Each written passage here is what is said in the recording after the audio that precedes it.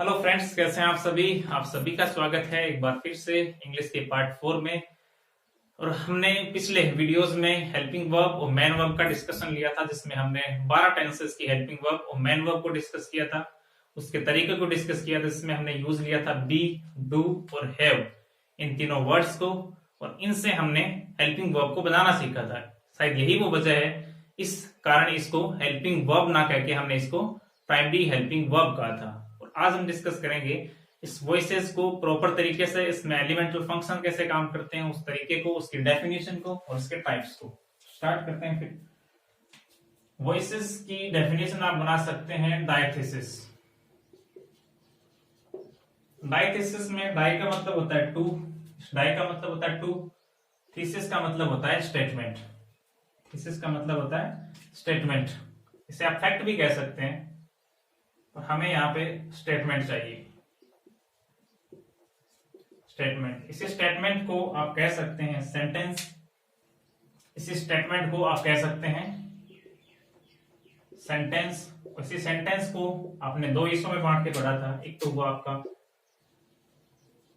Complete meaning. Complete meaning, सिर्फ complete meaning से हमारा काम नहीं चलेगा। जैसे मैंने खाया, अब यहां से ये नहीं समझ में आ रहा है कि मैंने खाया क्या। और अगर मैं आपको कहूं कि सेव खाया, तो यहां से ये नहीं पता चल रहा कि किसने खाया। तो इसके साथ साथ हमें एक चीज और को मेंशन करना पड़ेगा यहाँ पे। वो क्या है? Arrangement of words. और इसी को आपने नाम दिया था एक, जिसका नाम था स्ट्रक्चर, या हिंदी में आपसे कह सकते हैं संरचना। और संरचना को आपने तीन हिस्सों में डिवाइड कर दिया। एक हुआ आपका सब्जेक्ट, एक हुई आपकी वर्ब, और एक हुआ आपका ऑब्जेक्ट। अब सब्जेक्ट ने वर्ब के साथ में मिलकर जो भी किया वो क्या है? ऑब्जेक्ट है। और इस वर्ब को आपने दो हिस्सों में बांट दिया। एक हुआ आपकी हेल्पिंग वर्ब, एक आपकी मेन वर्ब। एक आपकी हेल्पिंग वर्ब और एक आपकी मेन वर्ब। यहां से अगर आप ध्यान से ऑब्जर्व करें तो ये हो आपका सब्जेक्ट, और ये आपकी वर्ब, और ये आपका ऑब्जेक्ट। सब्जेक्ट किसी भी टास्क को परफॉर्म करता है, किसी भी एक्शन को परफॉर्म करता है, तो इसे आप परफॉर्मर भी कह सकते हैं, या इसे एक दूसरा नाम भी हम देते हैं डूअर। इसे हिंदी में कर्ता कहते हैं। हालांकि कंपटीशन लेवल पे हिंदी का इतना कोई ज्यादा रोल है नहीं। अगर आप कंपटीशन लेवल पे तैयारी कर रहे हैं इंग्लिश की, तो आपको हिंदी से इसका रिलेशन थोड़ा सा कम करना पड़ेगा। यहाँ पे सब्जेक्ट परफॉर्मर होता है, किसी भी एक्शन को परफॉर्म करता है, और ऑब्जेक्ट उसी एक्शन को रिसीव करता है, तो ये रिसीवर हो जाएगा।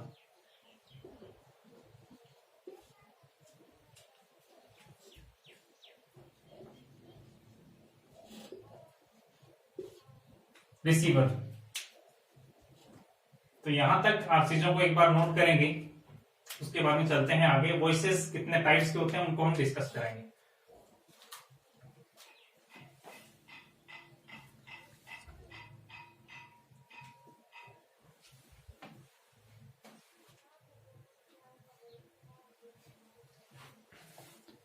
तो वॉइसेस की डेफिनेशन में आपने कहा ये होता है डाइथेसिस। डाई का मतलब टू, और थीसिस मतलब स्टेटमेंट। अब किसी भी स्टेटमेंट को कहने के दो तरीके हो सकते हैं। एक हुआ आपका एक्टिव वॉइस, एक हुआ आपका पैसिव वॉइस। अभी एक्टिव वॉइस क्या होता है, पैसिव वॉइस क्या होता है, इसे हम समझेंगे। वैसे तो वॉइसेस को तीन हिस्सों में बांट के पढ़ेंगे, जिसमें सबसे पहले आपका एक्टिव वॉइस, देन आपका पैसिव वॉइस, और आपका लास्ट एंड मिडिल वॉइस। तो वॉइसेस को आप तीन हिस्सों में बांट के पढ़ेंगे। यहां से एक तो है आपका एक्टिव वॉइस, एक आपका पैसिव वॉइस, और एक है आपका मिडिल वॉइस। पर एक बार के लिए इसको हम स्किप करेंगे, इन दोनों की डेफिनेशन बना लेते हैं, एक्टिव और पैसिव वॉइस की। इसको भी हम डिटेल में डिस्कस में उठाएंगे।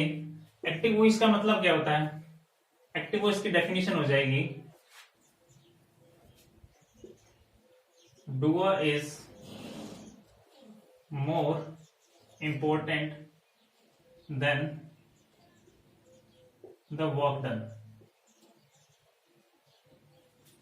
और पैसिव वॉइस की definition, work done is more important than the doer. अब अगर मैं इसको प्रैक्टिकली समझना चाहूं तो आप इस टाइप से समझ सकते हैं। मान लीजिए आपके पास में अपने एक दोस्तों की कोई लिस्ट है और उसमें सबसे पहले आपने मेंशन किया है, जैसे आपके बहुत सारे दोस्त हैं, राजीव, निरंजन, संजीव, रमेश, ऐसे बहुत सारे दोस्त हैं। तो मैं यही अज्यूम करूंगा कि आपने जिस दोस्त को पहले मेंशन किया है वो आपके लिए कहीं ना कहीं इंपॉर्टेंट है, और जिस दोस्त को आपने लास्ट में मेंशन किया है वो आपके लिए इतना इंपॉर्टेंट नहीं है, यानी इतना खास नहीं है। तो उसी टाइप से सेंटेंसेस को आपने दो हिस्सों में बांट दिया, एक्टिव वॉइस और पैसिव वॉइस। वॉइस का मतलब डायथीसिस, थीसिस का मतलब स्टेटमेंट। अब किसी भी बात को कहने के दो स्टेटमेंट हो सकते हैं, एक्टिव वॉइस में कहना, पैसिव वॉइस में कहना। एक्टिव वॉइस में डूअर ज्यादा इंपॉर्टेंट है वर्क डन से, और पैसिव वॉइस में वर्क डन ज्यादा इंपॉर्टेंट है आपके डूअर से।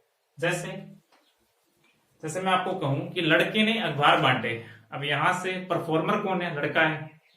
काम क्या कर रहा है? अखबार बांटना। तो लड़का परफॉर्मर है, लड़का ज्यादा इंपॉर्टेंट है। पर यहां से मैं इसी सेंटेंस को थोड़ा सा चेंज करूं कि अखबार बांटे गए, तो यहां से आप कहेंगे कि यहाँ पे अखबार का बंटना ज्यादा इंपॉर्टेंट है, किससे? लड़के से। तो यहाँ पे लड़के का तो मैंने मेंशन ही नहीं किया। अगर मैं आपसे पूछूं कि अखबार किसके द्वारा बांटे गए, तो आप कहेंगे लड़के ने। तो लड़के का तो मैंने मेंशन ही नहीं किया यहाँ पे।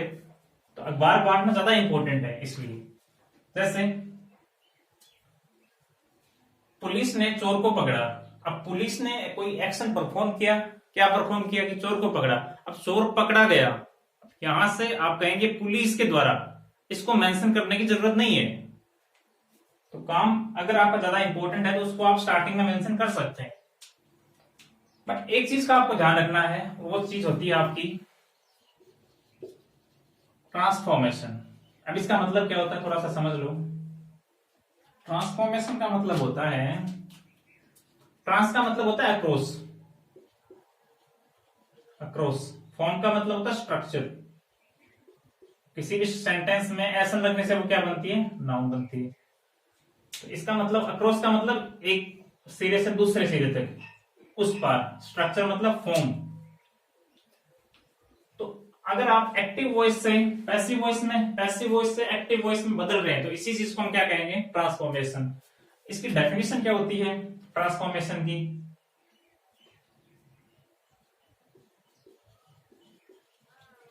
Structure changes but the meaning does not change। आपका स्ट्रक्चर बदलता है बट मीनिंग यहां पे नहीं बदलता है। इसी का मतलब है ट्रांसफॉर्मेशन। जैसे मैंने सेब को खाया, सेब ने मुझे खाया। क्या ये सही है कहना? ये बिल्कुल सही नहीं है। यहाँ पे आपने पूरा मीनिंग ही चेंज कर दिया। सिर्फ आपको स्ट्रक्चर को चेंज करना है, मीनिंग नहीं बदलना चाहिए। दोनों ही कंडीशन में आपका मीनिंग नहीं बदलेगा। एक्टिव से आप चाहे पैसिव में बदलो, पैसिव चाहे आप एक्टिव में बदलो। और आपका एग्जाम दोनों तरीके से दे सकता है। आपका एक्टिव वॉइस देके पैसिव में पूछ लेगा, पैसिव देके आपको एक्टिव वॉइस में पूछ लेगा। तो यहां से इसी स्ट्रक्चर के बेसिस पे हमने सेंटेंस के टाइप को पढ़ा था, और इसमें सबसे पहला टाइप हमारा क्या था? अफर्मेटिव। अफर्मेटिव अफर्मेटिव की स्ट्रक्चर आपने शायद लिखी। सबसे पहले सब्जेक्ट, उसके बाद में हेल्पिंग वर्ब, उसके बाद में मेन वर्ब, उसके बाद में आपका ऑब्जेक्ट। अब आपको करना क्या है? ये तो आपका एक्टिव वॉइस, ये तो आपका एक्टिव वॉइस। इसी को आपको पैसिव वॉइस में चेंज करना है। आपको करना क्या है फिर? इसी को आपको पैसिव वॉइस में चेंज करना है। तो सबसे पहले आप ऑब्जेक्ट को उठाएंगे और आप कहां रख देंगे? आप यहां रख देंगे सब्जेक्ट की जगह पे। आप इसे सब्जेक्ट नहीं बनाएंगे, ध्यान रखना, मेरी बातों को गौर से सुनना। इसे सब्जेक्ट नहीं बनाएंगे, ऑब्जेक्ट को सब्जेक्ट की जगह पे रखेंगे। उसके बाद में ये जो हेल्पिंग वर्ब है इसको चेंज करेंगे, यानी चेंज हेल्पिंग वर्ब। उसके बाद में पैसिव की मिनिमम रिक्वायरमेंट, पैसिव की मिनिमम रिक्वायरमेंट क्या होती है? वर्ब की थर्ड फॉर्म। उसके बाद में आप प्रेपोजिशन का जिक्र करेंगे। और ये आपका सुटेबल प्रेपोजिशन होना चाहिए, और लास्ट में आपका क्या आ जाएगा, एजेंट आ जाएगा। अब इसे हम डूअर नहीं कहेंगे क्योंकि यहाँ पे ये डूअर नहीं बन रहा है, इसे हम क्या कहेंगे, एजेंट कहेंगे। तो पैसिव की मिनिमम रिक्वायरमेंट क्या होती है, सबसे पहले आपका आएगा ऑब्जेक्ट, उसके बाद में आपका वर्ब की थर्ड फॉर्म, ये होती है पैसिव की मिनिमम रिक्वायरमेंट। अब सुटेबल प्रेपोजिशन यहाँ पे आना चाहिए, सुटेबल प्रेपोजिशन। अभी सुटेबल प्रेपोजिशन क्या है इसे भी हम डिस्कस करेंगे, तो इसको हम यहां डिस्कस कर लेते हैं थोड़ा सा। सुटेबल प्रेपोजिशन में आप यूज कर सकते हैं बाई का। बाई का यूज आप कहां करेंगे, लिविंग बीइंग के साथ में, किसी पर्सन के साथ में। आप यूज कर सकते हैं विद का। विद का यूज आप कहां करेंगे, विद का यूज आप कर सकते हैं किसी टूल या इंस्ट्रूमेंट को बताने के लिए, किसी भी टूल या इंस्ट्रूमेंट को बताने के लिए। इन का यूज आप किसी मीडियम, किसी माध्यम को बताने के लिए, वो स्रोत जिसके अंदर कोई चीज रखी हुई है, मीडियम। एट का यूज आप समथिंग, किसी वस्तु को बताने के लिए, उस वस्तु में आपकी लिविंग बीइंग नहीं है, टूल नहीं है, मीडियम नहीं है। और लास्ट आता है टू। आप टू का भी यूज कर सकते हैं, हर जगह बाई का यूज नहीं होगा।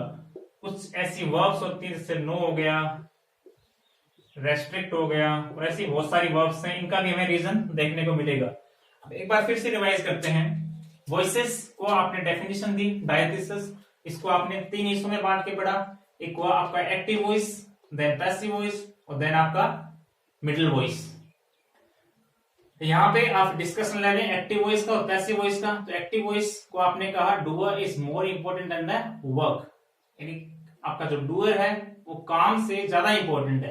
पैसिव वॉइस में आपका जो किया हुआ काम है वो डूअर से ज्यादा इंपॉर्टेंट है।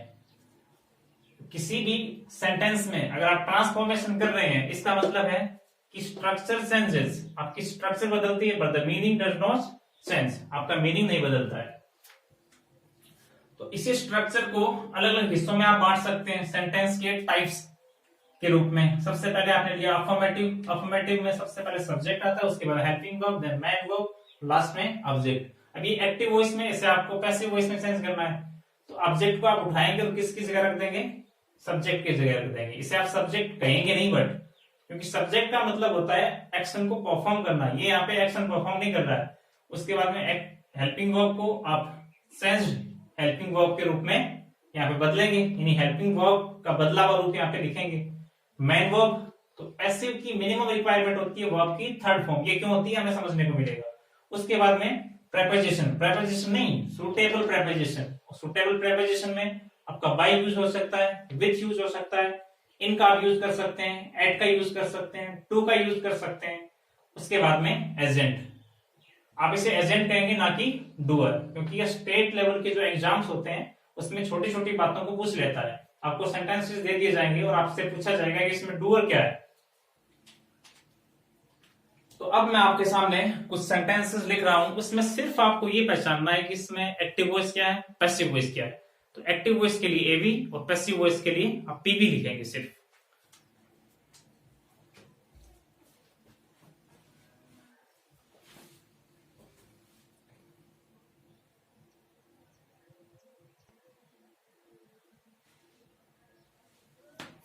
यहां से इसको थोड़ा सा मैं रफ कर रहा हूं। एक्टिव वॉइस के लिए आपको एवी, पैसिव वॉइस के लिए आपको पीवी का मेंशन करना है, क्योंकि आपको पहचान में ये आने चाहिए कि कौन सा आपका सेंटेंस एक्टिव वॉइस में और कौन सा आपका पैसिव वॉइस में है। सबसे पहले मैं सेंटेंस आपके सामने लिख रहा हूं।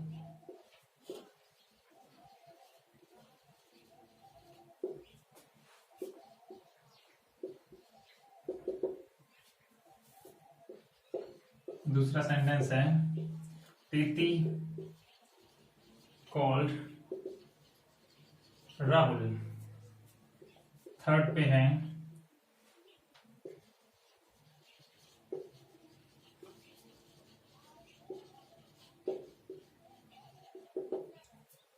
फोर्थ है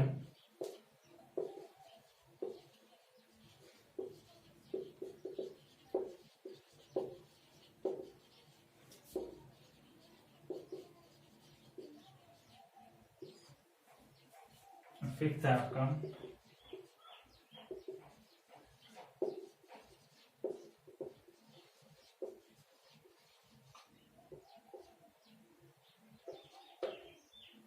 सिक्स्थ है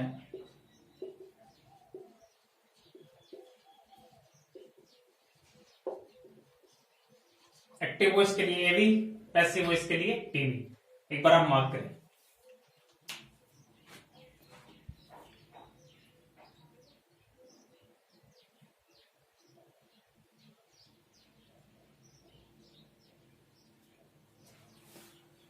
तो यहां से आपके सामने फर्स्ट सेंटेंस है जिसमें राहुल क्या है, राहुल है आपका परफॉर्मर, क्योंकि ये आपका सब्जेक्ट, ये आपकी वर्ब, ये आपका ऑब्जेक्ट।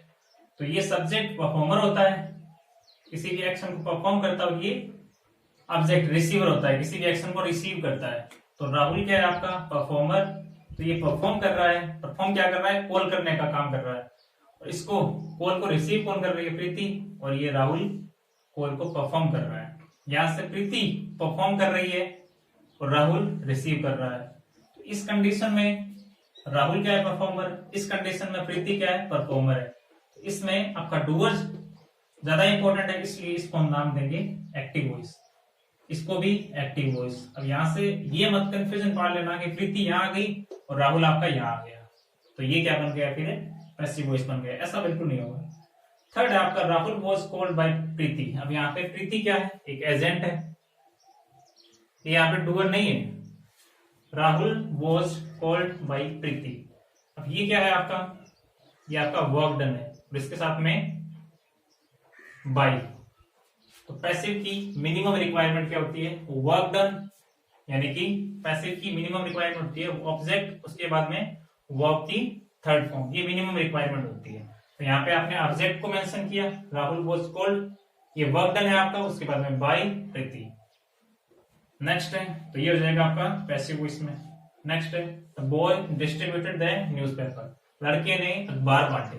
अब परफॉर्मर कौन है, द बॉय है, ये क्या हो जाएगा active voice.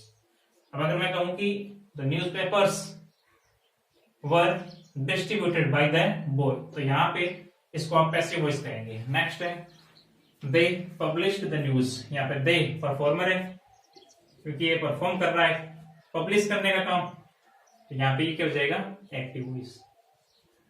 The news was published, news को पब्लिश किया गया, ये वर्क डन के बारे में आपका जिक्र है, तो ये हो जाएगा आपका पैसिव वॉइस। तो यहां तक आप चीजों को लिखेंगे क्योंकि आपको कम से कम ये तो पता हो कि एक्टिव वॉइस कौन सा और पैसिव वॉइस कौन सा है, तभी तो आप चेंज कर पाएंगे एक्टिव को पैसिव में, पैसिव को एक्टिव में। तो वॉइसेस को आपने डायथीसिस नाम दिया, और वॉइसेस तीन टाइप के हो सकते हैं। थीसिस को आपने कहा स्टेटमेंट, डाई को दो, किसी भी स्टेटमेंट कहने के दो तरीके होते हैं, एक्टिव में, पैसिव में। अब ये मिडिल क्या है ये भी हम समझेंगे धीरे धीरे समय रहते। Active voice doer is more important than the work, passive voice work done is more important than the doer. और इसे आप कुछ एग्जांपल्स के थ्रू भी समझ सकते हैं। तो आई होप यहां तक आपको चीजें क्लियर हुई होगी।